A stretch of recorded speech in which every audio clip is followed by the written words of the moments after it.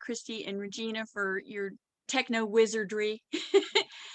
I really am happy to do this presentation for you. I have spent most of my adult career as a teacher, first as a high school teacher and then as a speaker and trainer. So I have lots of experience working with social workers, healthcare professionals, and I trained foster parents for 25 years, which was a joy actually.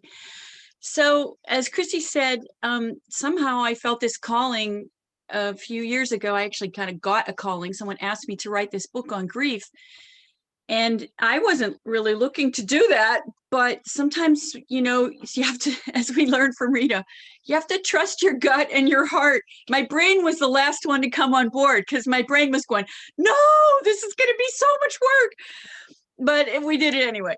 And so during that time that I was researching and writing the book on grief, both of my parents who were in their 80s became fragile and they both died.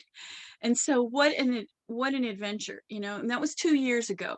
So I'm very conscious then of how during this pandemic, a lot of the things that I learned about grief are completely applicable. In fact, the Harvard Business Review, which is not exactly what you think of as like a social learning center of wisdom, did an awesome job publishing an article which I recommend to you called "That Uncomfortable Feeling You Have Is Grief" at the beginning of the pandemic. So today our emphasis, of course, will be on empowerment because I don't have to tell you how we're all feeling. You're already feeling it. And I think Rita gave us some really great tools, which I hope to build on. I think it's a beautiful thing that what she shared and what I share, I think, are very compatible. So I'm going to share my screen with you now. Yes, I am. And give me a second. There we go. I had to make the screen bigger before I could share it. And let's look at how we can honor grief. Actually, it's one of the things I want to talk about. And then how we can move from that to empowerment. So can everyone see my screen? Yes. Okay. All right. So look at that. Let's just sink into that picture for a moment. My sister-in-law took that photo from a kayak. And she was grieving herself when she took that because she had just gotten a cancer diagnosis, which she is doing very well after, thank heavens. But nothing like having a pandemic and getting a diagnosis like that at the same time, right? So I love the serenity of that, and she did too. And I wanted to share it with you. There's a deep consolation in nature that we really should all try to take advantage of right now. So this is Tucker, my grand dog, on the unboxing day of the book. And of course, you're looking at me, but it's an honor to support your work, and I mean that. And I wanted to start with something that's obvious, but that we forget all the time, which is you can't do everything.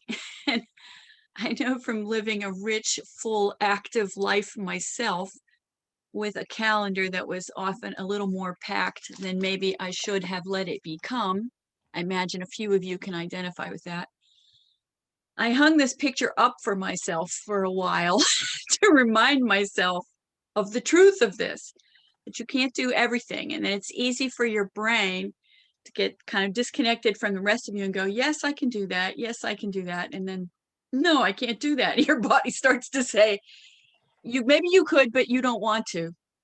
So this pandemic has really been interesting in that regard. I've heard people refer to it as the great slowdown.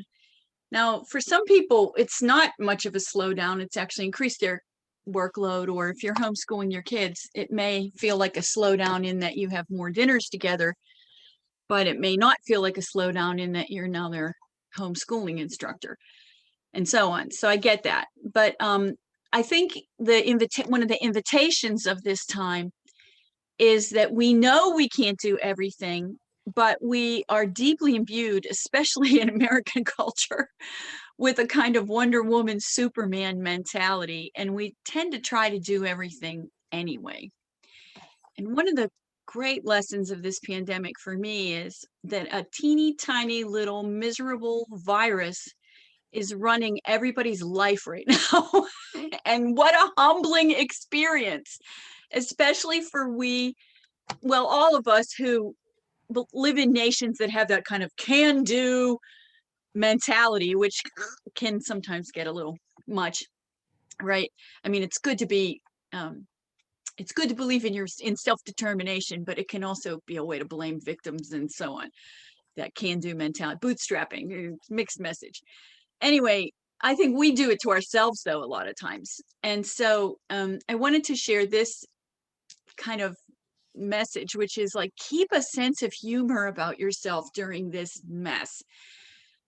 So I love this.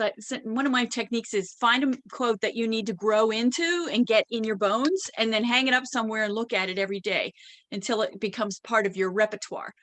So this is another one that I put in my repertoire, and especially during these divided times, I love it. Anyone can slay a dragon, but try waking up every morning and loving the world all over again. That's what takes a real hero.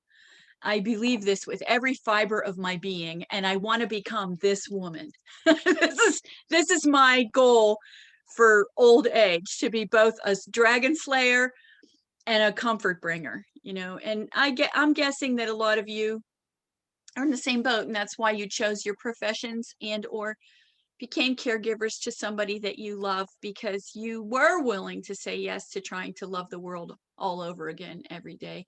Maybe especially challenging now, but I am a person of hope, and I do have hope that the divisions among us will be healed and resolved, probably painfully, but I have hope that in the long road, the right will prevail. So I also love this image. I'm not a Buddhist, but of course, the Buddha stands for most of us as an icon of calm, centeredness, being in touch with the three wisdom centers that Rita talked to us about. And of course, this is what I want for myself. And I do think of myself as a lifelong learner and so on. In fact, I wanted to share this with you. During the pandemic, I'm actually using this workbook to keep myself on track, because with grief and extra pressures and fears and elections and so on come a lot of and so one of my ways to not beat myself up when I feel is to practice mindful self-compassion. So this book is based on the work of Kristen Neff, Neff. She has a wonderful website. She has like a self-survey there that can give you a feel for how self-compassionate you already are and what your growing edge might be. And then she's written a really good book called Mindful Self-Compassion that I'm also reading. But the workbook is kind of where the rubber meets the road, So I recommend all of those. And why am I putting my energy into this? Because I want to be like the Buddha, but I'm really more like the monkey. I mean, if I'm honest, I desire that Buddha-like calm, but I have a pretty monkey mind.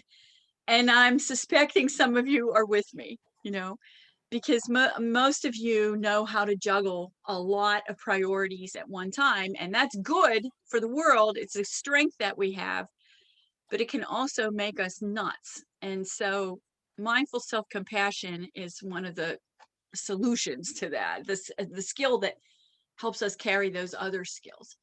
So just in case you've been feeling a little bit like you're losing your mind, which I know I have, I found it very hard to concentrate this week. And no matter what side of the aisle you're on, I'm guessing a lot of people are finding it hard to concentrate, the crazy election on top of crazy pandemic, on top of crazy life to begin with. So if you do feel like you're losing your mind sometimes, I want to comfort you by saying that's actually really normal. That's a normal response to an abnormal situation.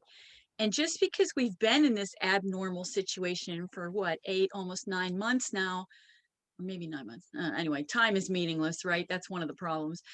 Um, it doesn't mean we're used to it. So I was deeply comforted. And so I wanted to share that comfort with you when I listened to a talk given by a neurologist who was being interviewed on brains and pandemics. And he made the point that your brain can really lead you down the wrong road because it's still got a lot of leftovers from the cave person days. And so brains really prefer familiar paths and straight roads. And that's exactly what we don't have right now. And so one of the things he said was that since the pandemic started, most people's brains have been going through fight, flight, freeze, fight, flight, freeze, fight, flight, freeze over and over and over because our brains aren't really wired for this kind of a situation. And the fact that we have so much dissent in our country right now is an additional huge stress, actually, because brains like a kind of tribal safety. Brains like a kind of I'm secure and everyone has my back world. And brains are also wired since the cave person days for danger. So there's a part of your brain, two structures called the amygdala, that their whole job is to scan the environment for threat all the time. You can't turn them off. They're part of the limbic brain, which is not under conscious control. It can be modified through yoga and meditation. It can become less, so if you do yoga, Tai Chi, meditation, you practice mindful self-compassion and, these kinds of skills we're talking about today, you can get your brain to be less trigger happy, so to speak, like not fire into DEFCON 5, whoop, whoop, whoop, whoop, so quickly. And I think we could all get better at those management strategies now. But left to its own devices, his point was that your brain will quickly go to DEFCON 5 and it'll do it over and over. And that's exhausting. So if you're feeling some of the things I've described, really be gentle with yourself because this is really normal. It's a ride the whirlwind kind of world right now, and that is not what brains prefer. So just getting up and getting breakfast and getting some work done and taking care of the family and things that are normally you can kind of do without thinking, those all take extra energy right now. And just because we've been at this for some months doesn't mean they don't still take extra energy. All right. So Arthur C. Clarke said something that I hope will encourage us all. He said, nobody can predict the future now. He said this before about other situations. It's never been more true than now. No one can really make long-range plans. The best we can hope for, to quote William Bridges, who was a change specialist, is the masterful administration of the unforeseen. Just close your eyes for a minute and let that phrase sink into your heart, gut, and mind. The masterful, so like we can do it, administration, okay, what do I need to do right now, of the unforeseen. Let's get comfortable being uncomfortable. The masterful administration of the unforeseen. Ride the whirlwind. So when I get a little discouraged, which, I'm human, I do too, I could try to picture myself riding the whirlwind, being on top of a whirlwind, because that's the most we can do. And that's not nothing. That's what heroes do right now.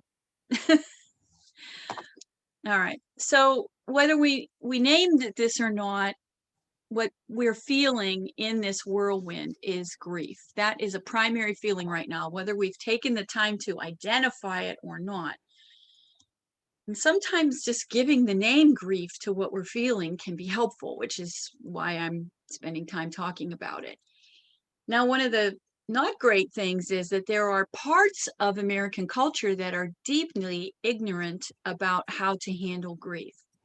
So if we look at our Jewish brothers and sisters, our African American brothers and sisters, our Latina and Latino brothers and sisters, those are cultures that get grief. They still have grief practices. They have customs around grief.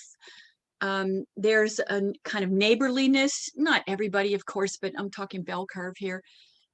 But another big portion of the American culture is deeply ignorant of grief. And this is, based on the research, and I did about 40 interviews with grief counselors and chaplains and, spiritual directors and medical professionals. And they said one of the hardest things about helping people in the United States with grief is that they think they should get over it a lot faster than is realistic, And so I think we're seeing some of that in regards to the pandemic as well. It's like, okay, are we done with this thing now? And all these articles about like, don't get complacent. The virus is still out there. Think twice about having your whole family over for Thanksgiving. But what the brain wants is that straight path. I want this Thanksgiving to be like every other Thanksgiving. I don't want to have grief. So I don't want the pandemic to change my life, because I like things, brains like things to be predictable and steady and comforting and the same. So nobody likes this. I mean, it's obvious, people are feeling the whirlwind. Nobody likes this. And because some of us aren't especially skillful at grieving, and we don't really have a lot of customs for grief, we don't even know what to do with this feeling. So I wanted to give us some time today, and I hope you'll use some of these skills going forward, because winter is going to be very interesting this year. And one of the things I keep hearing mental health professionals say is, winter isn't going to be easy. Make a plan now. Like right here in Cleveland today, the sun is shining. This be a great day to make your plan for winter. Don't wait until you've slid down the slippery slope and you're hanging by your fingernails. Make a plan now. Buy that full spectrum daylight lamp that you said you were going to get last winter, and this year really sit under it. Think about something you would enjoy doing. Make friends with winter if you don't like the cold and snow. One of the articles I read that I really loved, and I saved it for myself because I don't especially up until now, I have not especially liked winter. But it was a make friends with winter article that was called Think Like a Norwegian. So, there's going to be a lot of opportunities to stretch this winter. And so I would like to give you just a minute of silence now to think about this question. How are you riding the whirlwind? Some of you will say, I'm doing a pretty good job, like good for me. Some of you will say, I didn't get here to this conference a moment too soon. And some of you will be somewhere in the middle. So just a minute. How are you personally? Not your partners, not your kids. You riding the whirlwind. How are you feeling?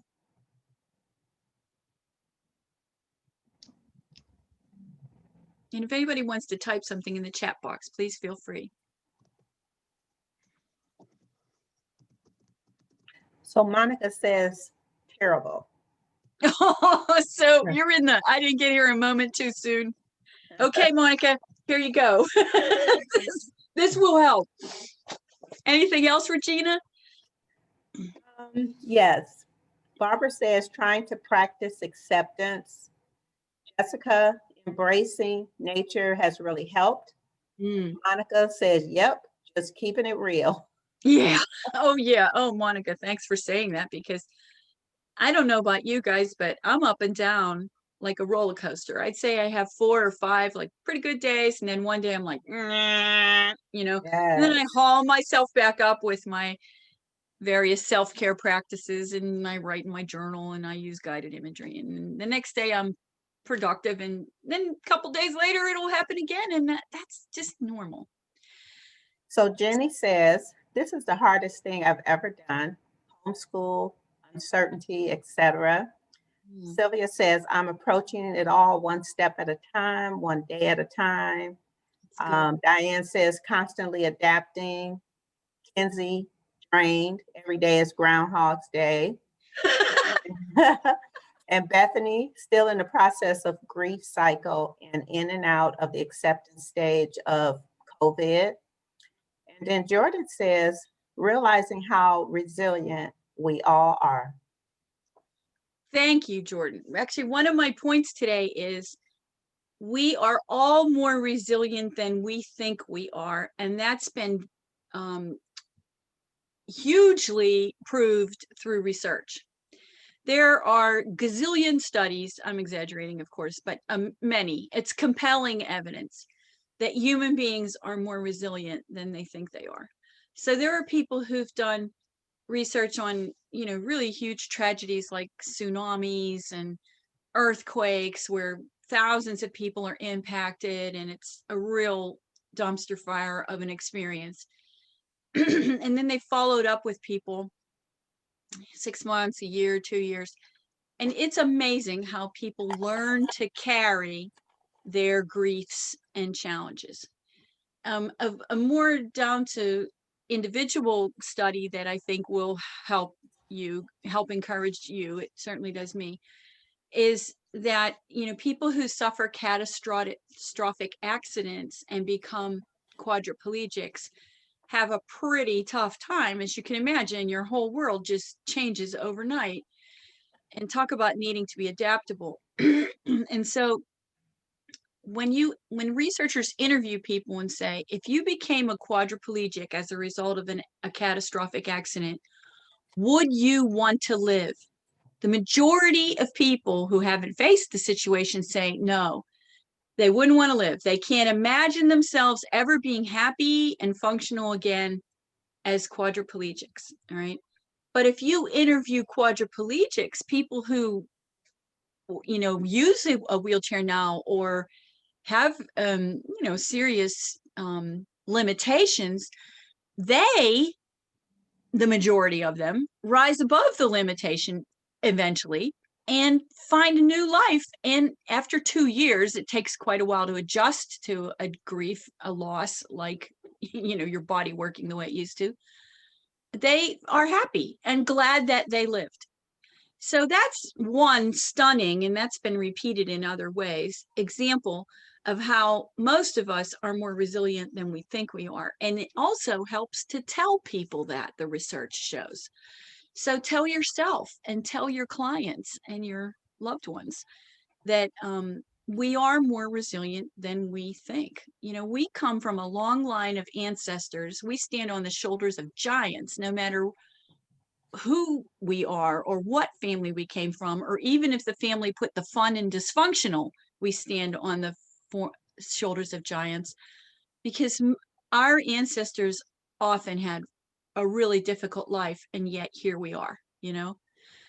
So the three key components, in my view, to riding the whirlwind are self-compassion, practicing new coping skills. So this is the time definitely to dust off your old established coping skills and then add a couple to your toolbox, and hope, grit, and flexibility, right? And this isn't me just picking these out of the air. This is, evidence-based and data-driven. So that's the research. Here's, like, person on the ground, a quote I like from Michelle Obama. You may not always have a comfortable life, and I think most of us agree it's not super comfortable right now. And you won't always be able to solve the world's problems, but don't ever underestimate the importance you can have, because history has shown us that courage can be contagious and hope can take on a life of its own. And I'm reminded here of our case study in the previous workshop with Rita about how elephants will come up and comfort one another and give empathy and help the good feelings to be contagious. And I don't know about you, but after hearing that, I'm making a resolution for myself to be like an elephant, because we're literally, from moment to moment, either part of the solution or part of the problem. So either our own negativity is making contagious hope, which we can sink into and which we can pass on to others, or we're part of the problem, which is, we're dragging ourselves and everybody else down. So one of the big challenges of life now, I think, is to become comfortable being uncomfortable, but to recognize that uncomfortability signals that we're expanding.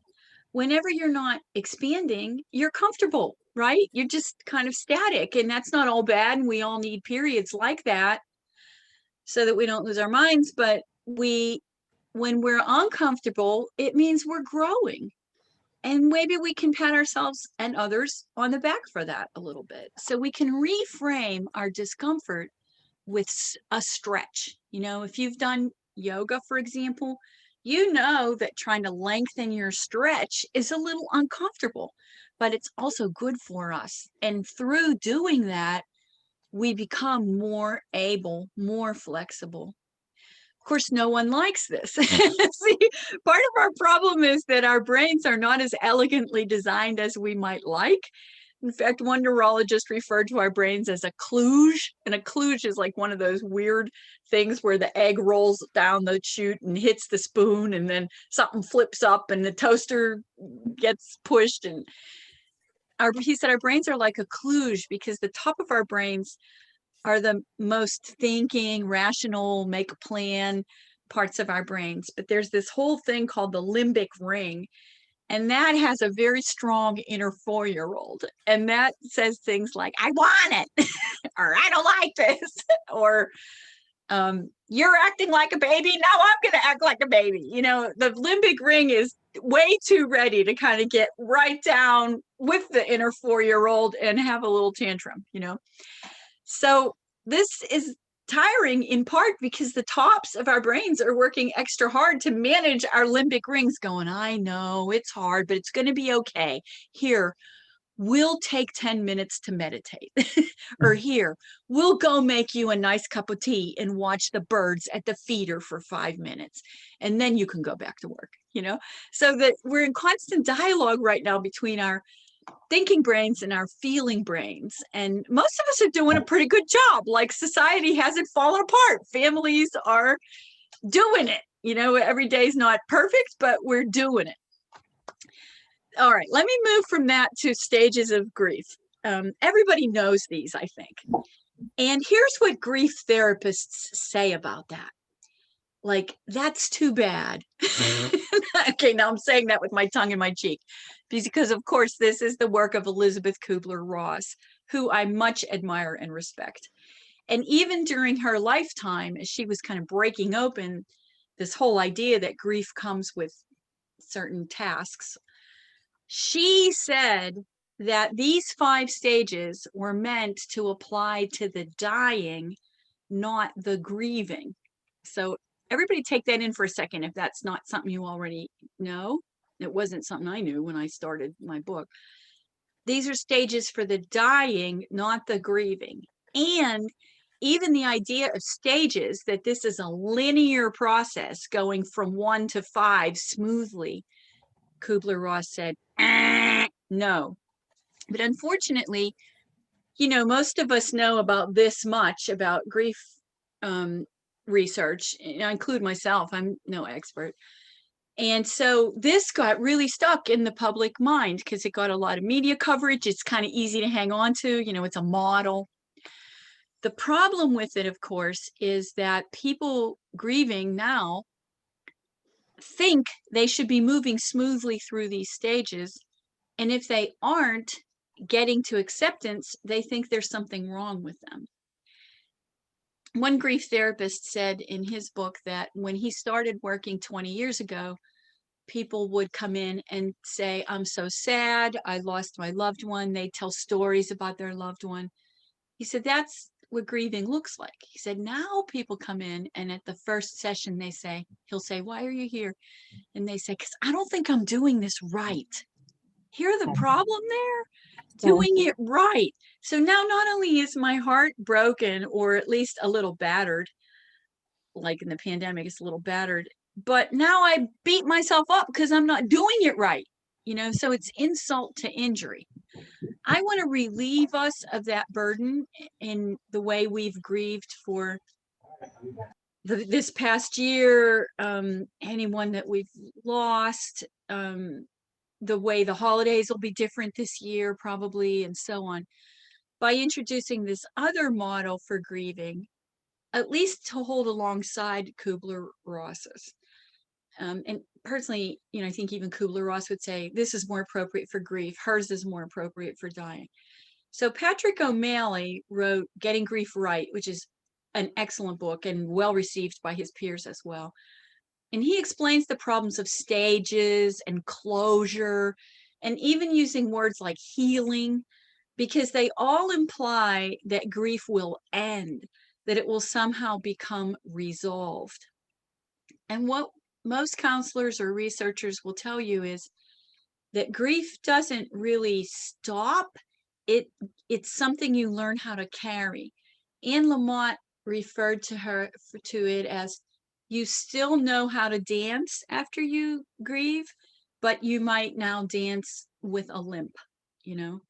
And so this to me feels so much more reasonable way to think about what we're in the midst of now, that our jobs, our tasks ongoing are to accept the reality of the loss, feel the pain, adjust, and then reinvest in a new reality, like what is still possible.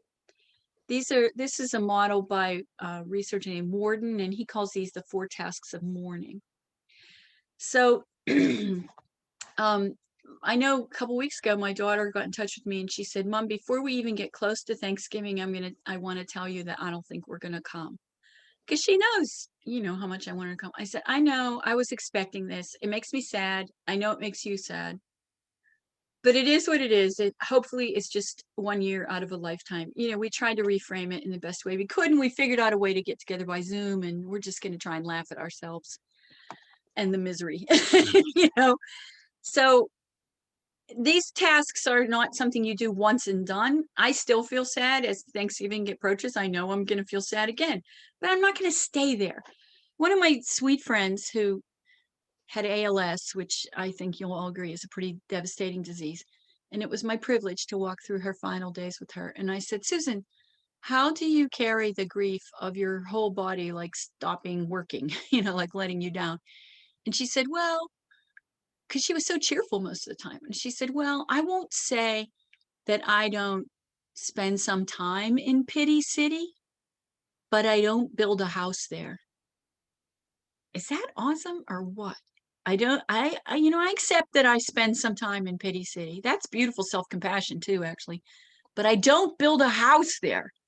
I said, Susan, you have just taught me something important that will serve me all my life. And that's one of the reasons I'm sharing it with you. This is a time to remember that feeling lost, crazy, and desperate belongs to a good life as much as optimism, certainty, and reason. So just take a second to take that in.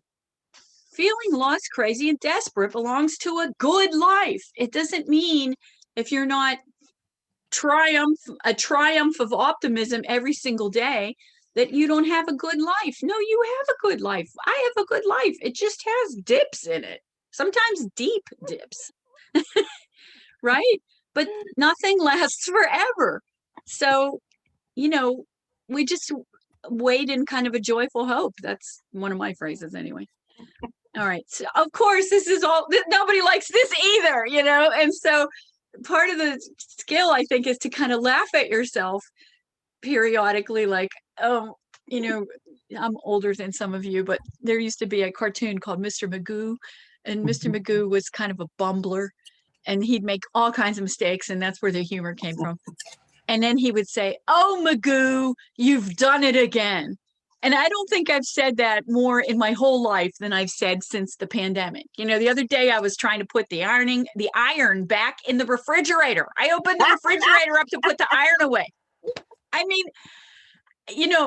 I'm losing things. I mean, things that Rita was saying, I was like, okay, am I out of touch with my gut, or is it just a pandemic? That's one of my discernments right now. So then laugh at yourself. It's okay. All right, quickly, I want to run you through a model of grief that you can share with your clients. And then, of course, we're going to move on to even more empowerment. So this model of grief, called the ball in the box, can be found online anywhere. If you just search the ball in the box grief, this will come up. And what I love about it, I love those 4 tasks of mourning that I just showed you. And I think that's important. We got to hold that to our hearts. And you can find that easily by Googling it too. But this is so simple that if you work with somebody who's grieving, you can sketch this on a menu or a napkin or anything. And it comes from a woman who posted it on Twitter, and it's so struck a note with people that it immediately went viral, was all over social media. So here's what happened. She went to the doctor after a loss. I think she said it was her mother. And she was basically saying to the doctor, I just feel like crap. And so he took out a little prescription pad kind of notebook thing, and he sketched this for her. And then she took pictures of it and put it up. So he said, in the beginning, this was Lauren Herschel who did this. The ball is huge, and you can't move the box without the ball hitting the pain button. It rattles around on its own in there and hits the button over and over. You can't control it. It just keeps hurting, and sometimes it seems unrelenting. And I think that describes the fog that we were all in when the pandemic started. We're frantically buying toilet paper, and, people are growing victory gardens, and it felt like the end of the world as we know it. And then little by little, we're adjusting because we're so resilient. Human beings are resilient. So over time, the ball gets smaller. It hits the button less and less. But when it does, it hurts just as much. That's how I feel about Thanksgiving. I don't know about you. Like right now, the button is being pressed because it's better because you can function day to day more easily. But the downside is that the ball randomly hits the button when you least expect it. So expect to have unexpected life quakes during this period. And that's where your self-compassion and your coping skills practice and your yoga and your meditation all come in. And we have to give ourselves permission to put energy back through those healthy practices, because whether we've acknowledged it or not up until now, what we're going through is taking energy out. So our bank accounts feel empty sometimes.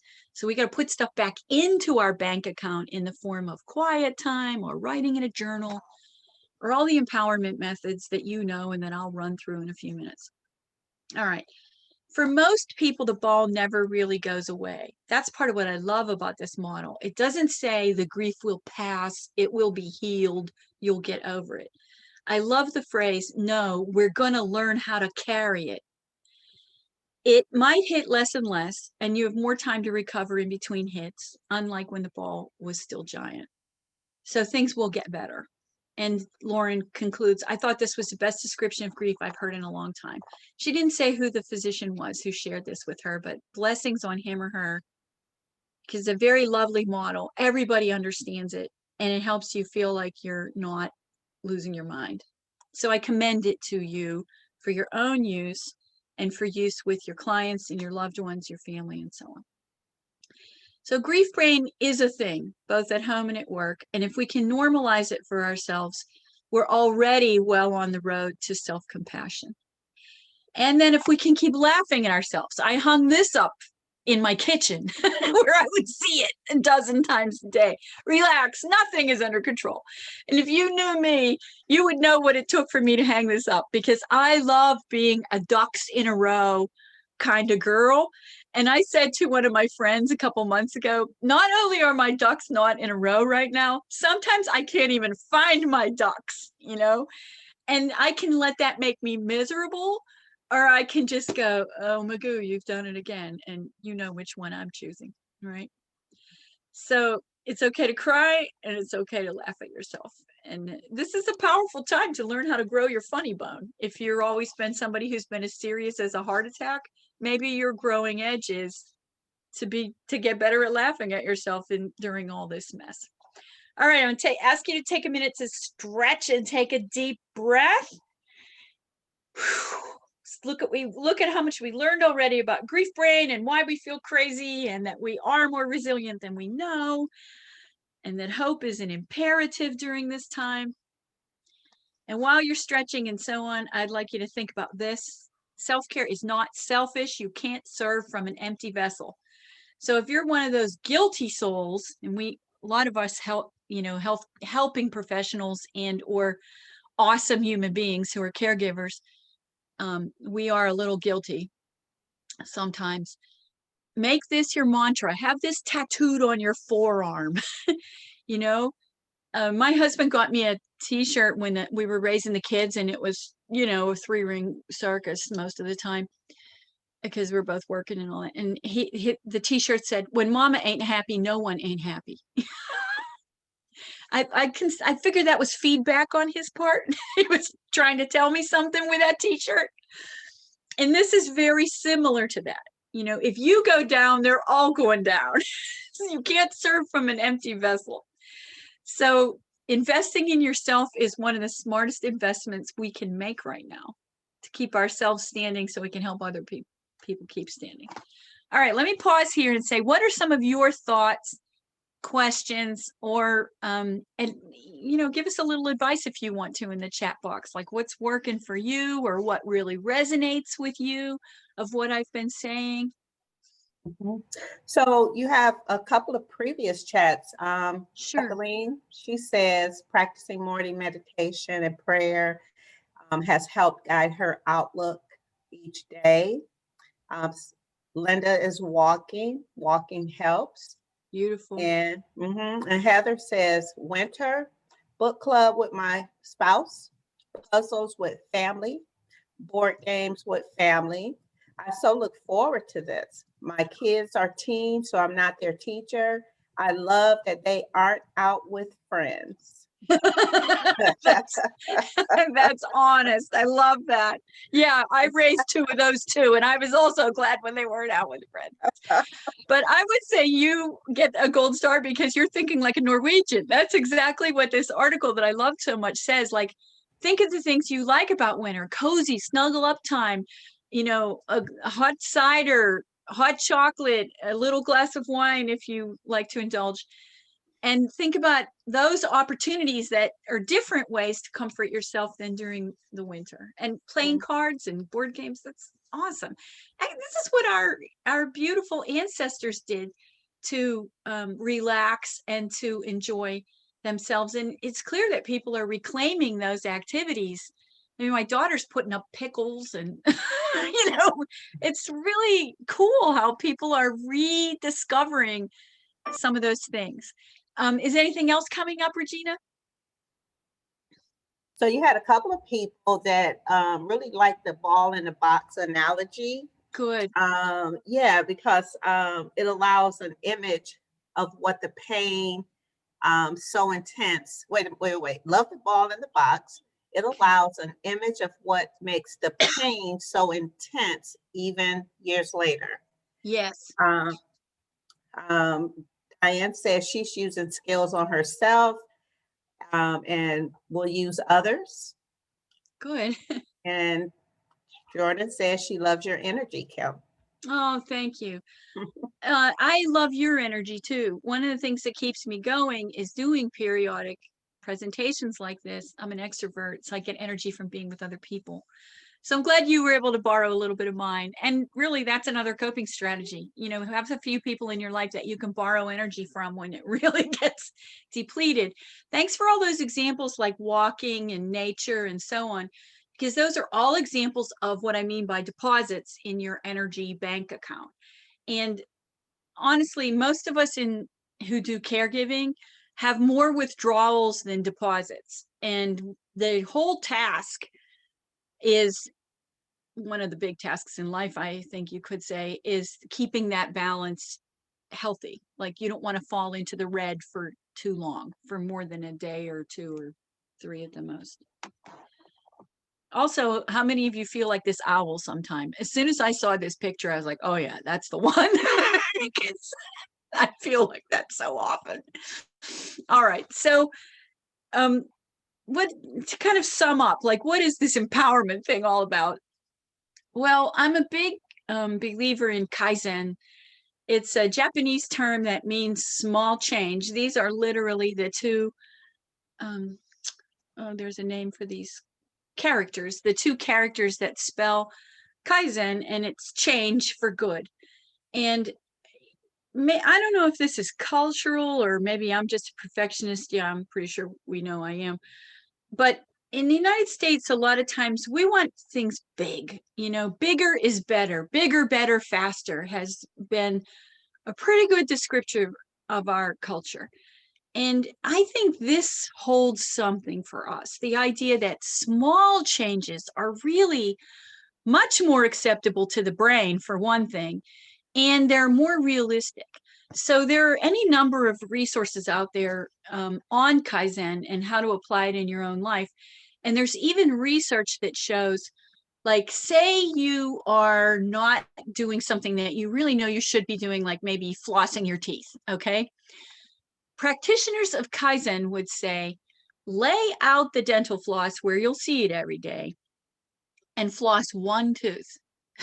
Now, in a way, that sounds absurd, right?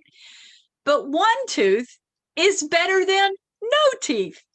And once you get used to flossing one tooth, it's not hard to do two teeth. And then go for the whole bottom and then go for the whole top. And after 2 months, maybe, you'll be flossing all your teeth like a champ, you know? So Kaizen is not only easy to accept without feeling burdened, but it actually works according to the research. So in a nutshell, there's really a lot we can do to help ourselves, even now when, times are tough. Some of the best practices for being resilient in the face of challenge is to not be in denial, to not be grief averse, to be willing to feel our feelings, or even if you have time, learn a little bit about the grieving process. Read something about those 4 tasks of mourning and apply them to your own life and family during the pandemic. But to engage in the tasks of grief. And evidence suggests that these practices help a lot when you're trying to be resilient. So the first one is a robust gratitude practice. There is so much excellent material out there online on how to beef up your gratitude practice. And if you've never looked at it, honestly, that's a gift you can give yourself. That would be a beautiful way to make friends with winter. Because part of what gets me through winter, since I started this task, I started it was when my parents were ill and dying, that I realized I got to make friends with winter, or I'm going to have 4 or 5 months out of every year when I'm miserable because life is already hard. And so I really beefed up my gratitude practice. I started keeping a gratitude journal periodically. I didn't do it every single night. If I was too tired, I didn't do it, but I kept it next to the bed and I tried to write in it. And that kind of trains you to look for what's right instead of looking for what's wrong. And if anybody on our program here does gratitude practice, maybe write what it does for you or how you do it in the comments to benefit all of us. A journal writing, apart from gratitude practice, is also helpful because it lets you spill everything onto the page and it keeps you from ruminating on it over and over. So there's a boatload of research on how journal writing helps people who are ill, for example. A lot of people facing end of life, or people who have serious diagnosis like cancer, for example, have been participants in studies where the research shows that people who write in a journal actually live longer than people who don't in the same writing group. And one reason, part of the reason, they think, is because journal writing reduces your stress and it frees up more energy in your body to fight the illness. Naming feelings and telling stories is very important. So that social support, that constellation of just a few good friends. So one thing you might do during this time is look at who in your life is an energy vampire. Mm. Well, we all have them, right, Regina? And think about how you're going to manage your energy vampires, because they aren't really helping you right now. I'm not saying you shut them out. Like if your energy vampire, is your sister-in-law or your 20-year friend, you're not going to maybe stop taking her phone calls because love means connection. But you might limit your phone calls to 15 or 20 minutes, not an hour and a half of her haranguing you about how terrible her kids are, et cetera, et cetera. And if you have to, set things up, like have a timer go off. Oh, I got to get the pie out of the oven. Or if you have a partner, have them say, honey, can you come here? I need you for a minute. Whatever it takes to put a boundary around some of those energy vampires. I had a friend who was an energy vampire. She also had many delightful characteristics. It took me about 2 years to realize that she was an energy vampire, and that when we would go to lunch, she would leave feeling great and I would feel completely depleted. So I converted her from a go to lunch friend to like do things with friend, go for a walk friend, or well, we don't shop anymore, but when we did, we might go garage sailing together or something that was an activity, so we weren't sitting across the table where she's kind of using me like an informal therapist. And that's how we maintained that friendship, and I maintained my sanity. So find people that do lift you up, and figure out how to spend time with them, where you can name feelings and tell stories without dragging them down, but just sharing like equals. And then put boundaries around your energy vampire, so that you're not getting sucked dry. And then mindfulness practices of all kinds. And again, boatloads of material out there online. So, Walking and excuse me, nature therapy. I'm sorry, Regina. yeah, excuse me, Cal. No, it's good. I got a private comment, Yes. and it goes back to the journaling. And Yes. this person says that, do you think, she says, I'm senior citizen, I'm over 63. Do you think journaling is beneficial for me? Oh, absolutely. I'm really glad you said that. So first of all, I'm also a senior citizen. And journaling is very beneficial for me. And there are now that we're all Zooming all the time, I've noticed there are all kinds of Zoom classes about how to keep a journal, because people in the know it's a strong coping mechanism, so they're trying to share it with others. So I'm taking a journaling class right now, and if you want to email me about it, I'll share the information. It's an online, very inexpensive journaling class, and one of the things I love about the teacher is like there's no wrong way. Like he'll give us prompts and he'll give us ideas for how to journal, but he's also just big on like, here's what your journal does for you, just write. And it's every Sunday night, and it forces me to sit down and put the pen on the paper, and I love it. So yeah, my email's going to come up on the last slide. A nature therapy has actually been researched since the 1980s.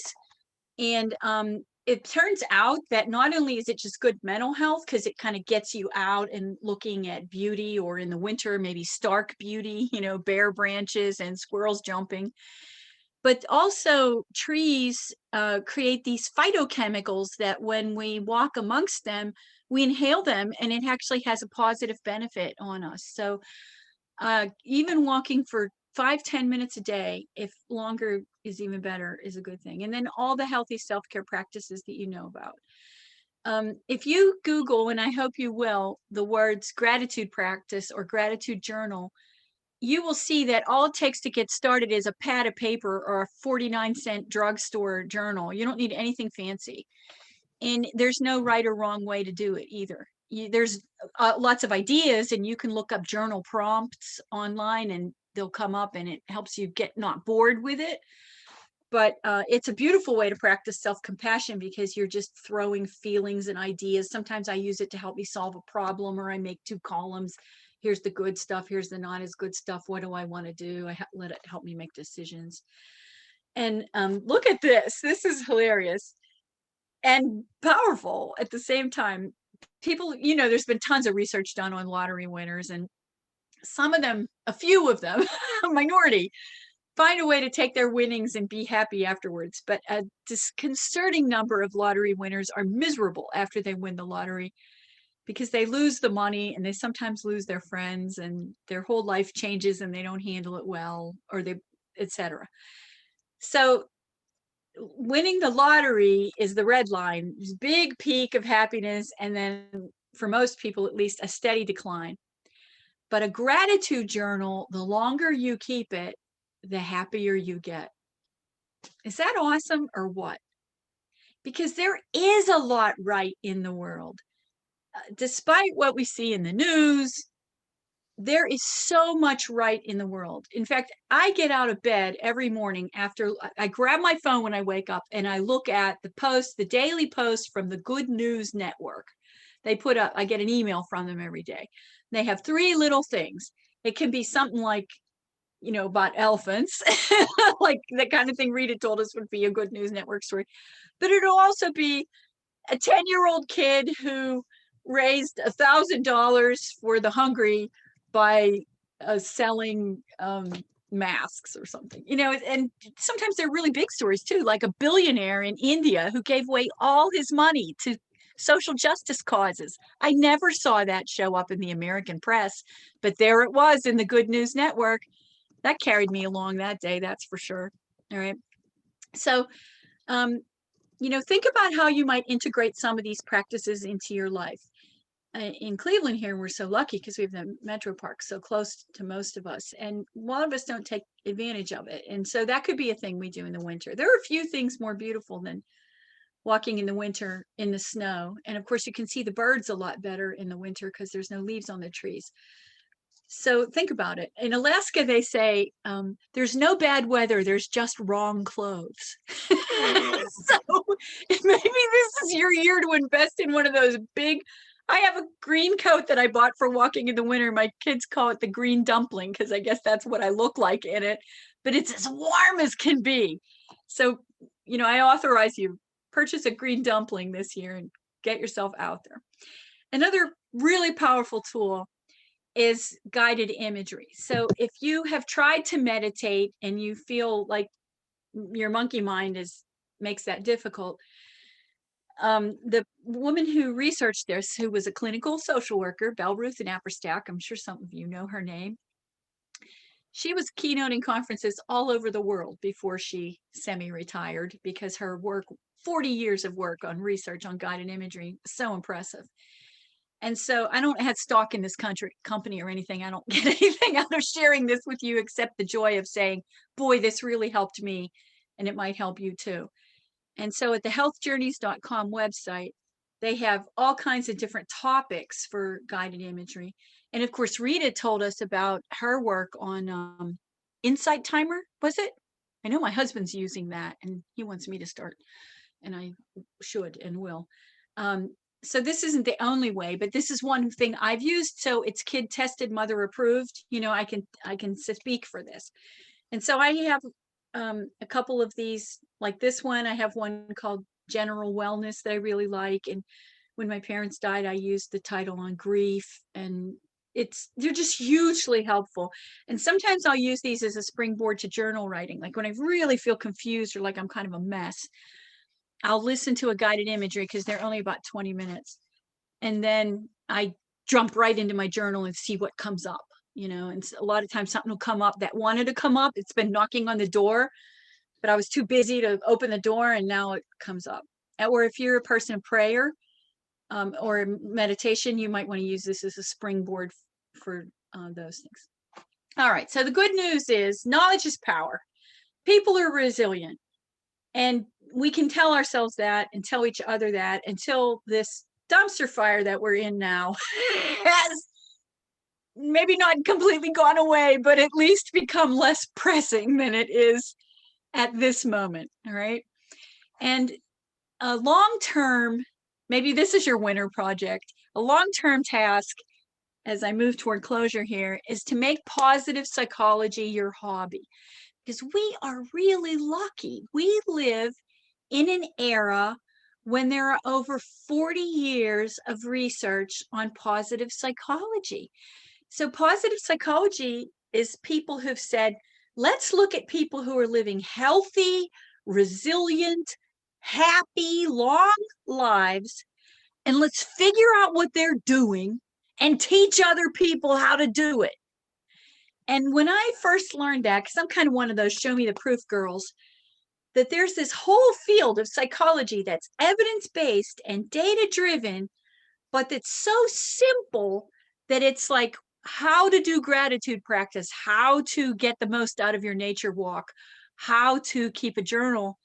I mean, I was all in. So I've been teaching positive psychology skills today, actually, and my whole life since I first jumped on this bandwagon, because it's a game changer. It was a game changer for me, and it can be for you too. And one of the many excellent sources to follow positive psychology and make it real in your own life is the Greater Good Science Center, GGSC, which comes out of the University of California at Berkeley, which may sound like hoity-toity, but it is not an academic exercise in that their mission is to take the findings of this research and bring it out to us regular Joes and Josephine's, so that we can implement it in our lives. So I signed up for their email. It doesn't come that often, but if you visit their website, they have great little self-assessments, and it's an education in itself. It's just terrific. And another thing that has helped me, and I think would help you during this period, is I've signed up for the occasional blog post from Barking Up the Wrong Tree. And Eric Barker, get it? Barking Up the Wrong Tree, is so funny and so passionate about taking positive psychology and bringing it to us regular folks that his whole career now is interviewing some of these researchers and wisdom figures and looking at what's evidence-based and data-driven, and then in a really humorous way, putting it up in blog posts so that we, I'll speak for myself, so that this Looney Tune, can learn from it in an ongoing way. And so he'll have blog posts about everything from how to get a good morning routine with your kids, to how to raise resilient kids, to, it's not all family stuff, just some of it, how to have a difficult conversation in a healthy way. I can't say enough about it. And he collected a lot of his posts and published them in this book last year. And he is so well respected that before the book even was published, it was on the bestseller list because it had so many pre-orders. So don't take my word for it. Take the zeitgeist's word for it, that many, many people find him funny, uplifting, and practical, and you will too. I even use some of his blog posts sometimes for handouts in my workshops. So I'm going to end by saying that it's oversimplified to say happiness is a choice. I do believe happiness is a choice, and I do choose happiness, and I choose gratitude, but not every day is unicorns and rainbows. So I love this. Lori Deschênes said this. I love how she moves on to, it's more accurate to say happiness takes lots of choices that are sometimes hard to make, like the choice to accept ourselves and our struggles, the choice to take responsibility for getting help when we need it, and the choice to do the things that are good for us, even when, especially when, we feel like giving up. And if that doesn't help you, or if that's too soft and fuzzy for you, then I'll leave you with this thought. Chin up, Buttercup. You've survived 100% of your worst days up to now, and you'll survive these too. We're more resilient than we think. We've survived 100% of our worst days, and we're going to keep going. So in the chat box, just for me, if you would be so kind, and those who are willing to look in the chat box and read it, what's your key takeaway? What's one or two things that you're going to try to implement that was really useful? That actually helps me be a better teacher. Kim, would you mind if some would unmute themselves to make that comment as well? No, I don't mind at all. Go right ahead. All right. Feel free to chat or unmute yourself if